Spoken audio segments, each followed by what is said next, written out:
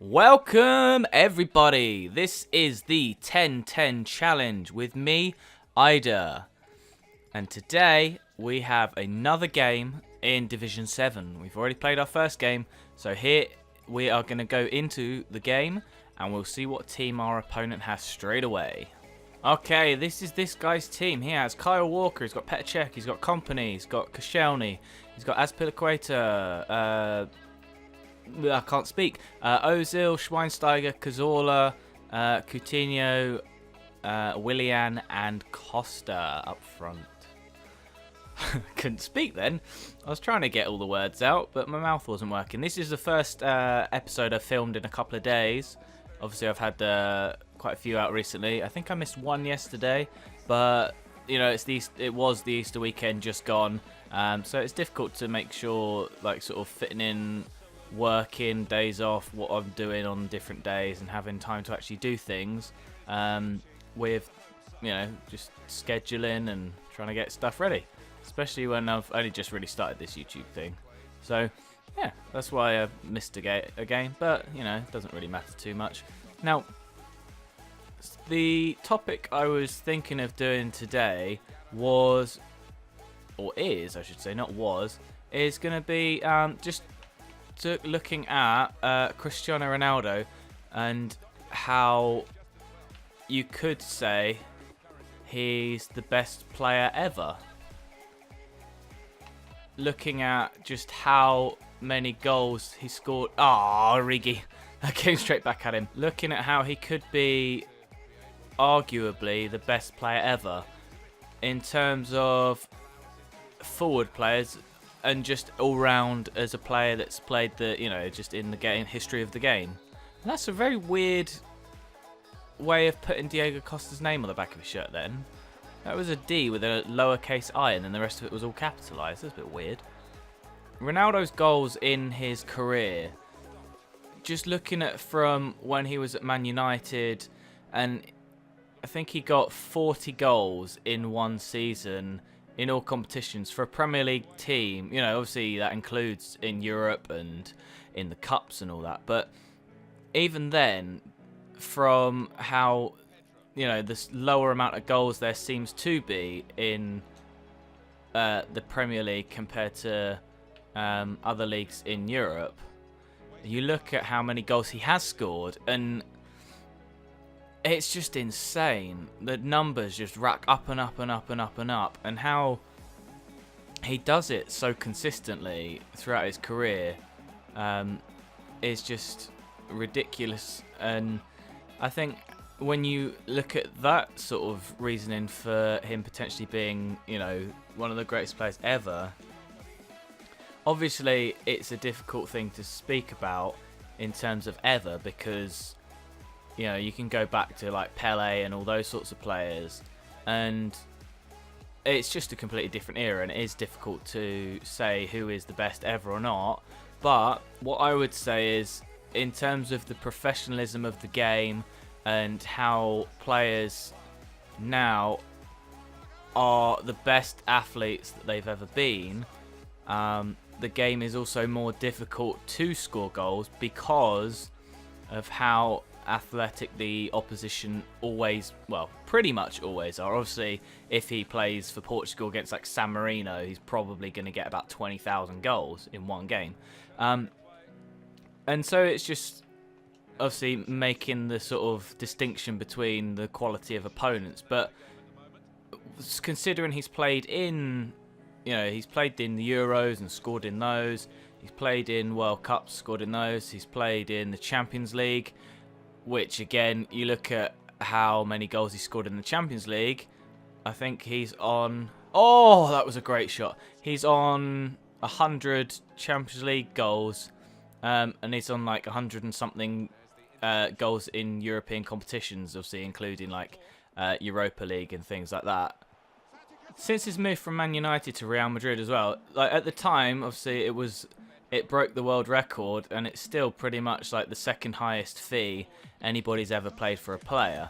And when you take that into consideration at how he has lived up to most expensive player in the world at the time, you can't really take away from him his sort of achievements in the game. You can label, you know, the sort of at him that maybe he's a selfish player. Oh, Aspas almost. It was a good save from Czech.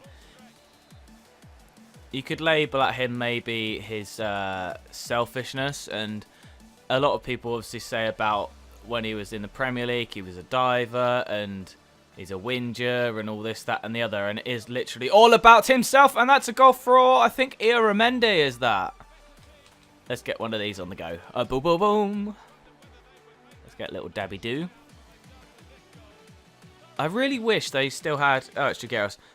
Because I have weird numbers on my players. I'm not really sure who... you know, when they score, if it's not sort of the main strikers. I always...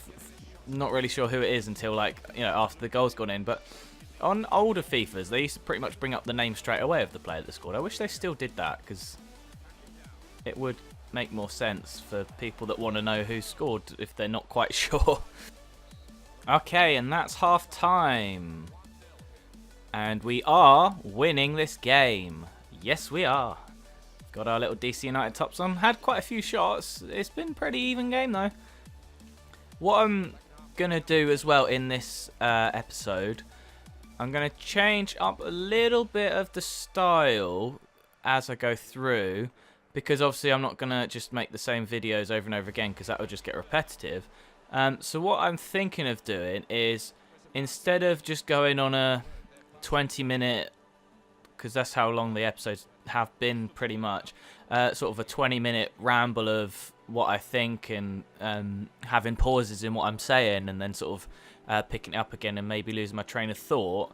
What I will do from now on is, if I do sort of lose my train of thought, if there's nothing happening in the game, unlike now, oh, Rigi, you should have scored. If there's nothing happening in the game, what I'm going to do is just pause, think about what I'm going to say again, and then just edit the pause out of the video. I think that will be... Oh, I thought that was going to be our first corner in, I think, the whole series so far. Yeah, so basically what I'm going to do is, if I can't think of anything, I'm just going to, you know, chop it out. Even if it's only like a 10-20 second pause, I'm going to chop it out and then, you know, move on with the game and the video. And it will shorten the video down, obviously, but, you know, if it means that there's less sort of rambly, well, I was going to say nonsense, but, you know, sort of less rambling about something that may be slightly incoherent, then hopefully that will, you know, be a bit more positive in the video and make it a little bit more entertaining than maybe it has been before.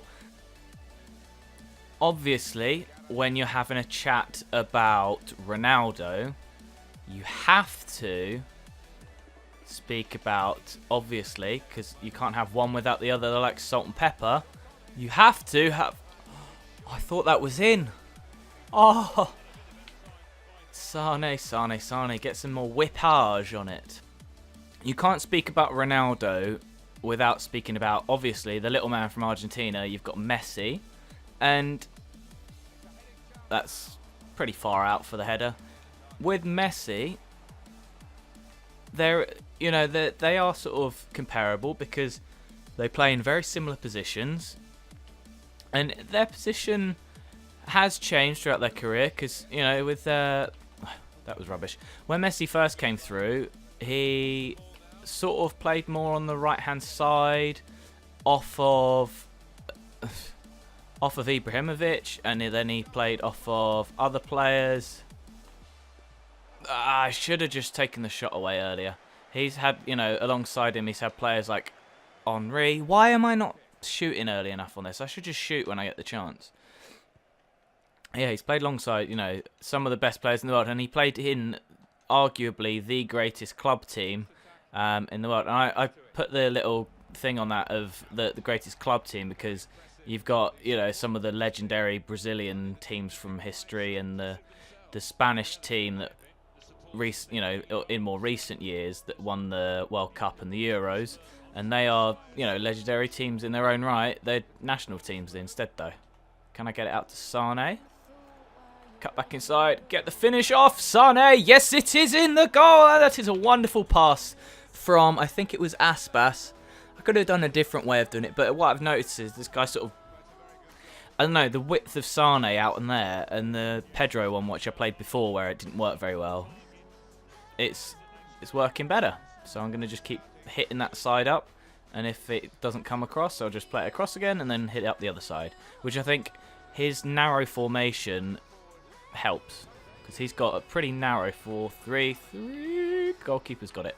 I thought he wasn't going to make that then. Yeah, you always have to talk about Messi in these situations and about how many goals obviously he scored.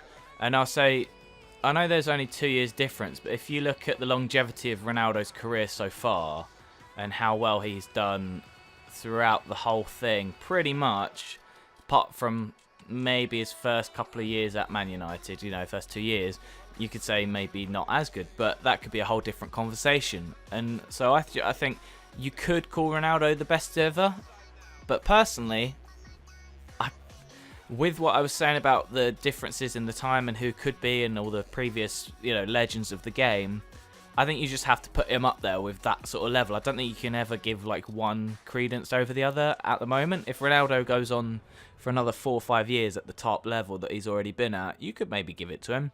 And if we look in that second half, I absolutely rinsed this guy. Wow. Yeah, that's a different second half to the first one. Anyway, that is the end of the episode.